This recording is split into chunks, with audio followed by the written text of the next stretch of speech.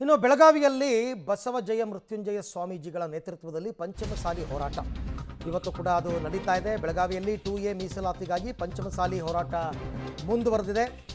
ಬಸವಜಯ ಮೃತ್ಯುಂಜಯ ಸ್ವಾಮೀಜಿ ಪೊಲೀಸರು ವಶಕ್ಕೆ ಪಡೆದಿದ್ದಾರೆ. ಅವರನ್ನ ಪಂಚಮಸಾಲಿ ಪ್ರತಿಭಟನಾಕಾರರನ್ನು ಕೂಡ ಪೊಲೀಸರು ವಶಕ್ಕೆ ಪಡೆದಿದ್ದಾರೆ.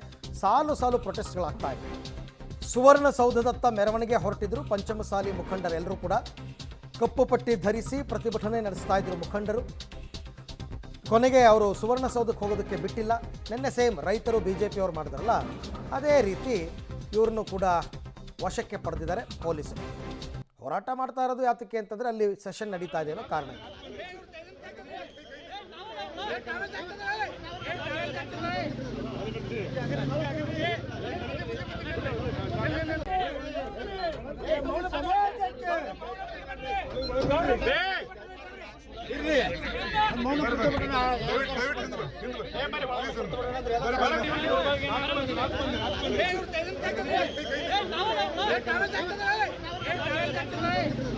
ದೃಶ್ಯದಲ್ಲಿ ತಾವೀಗ ಗಮನಿಸ್ತಾ ಇದ್ದೀರಾ. 2A ಮೀಸಲಾತಿ ಹೋರಾಟ ಮತ್ತೆ ಆರಂಭ ಆಗಿದೆ ರಾಜ್ಯದಲ್ಲಿ.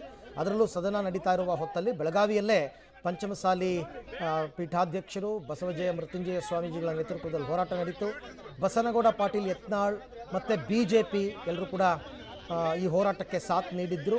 ಕೊನೆಗೆ ಪ್ರತಿಭಟನಾಕಾರರನ್ನು ಪೊಲೀಸರು ಈಗ ವಶಕ್ಕೆ ಪಡ್ಕೊಂಡಿದ್ದಾರೆ.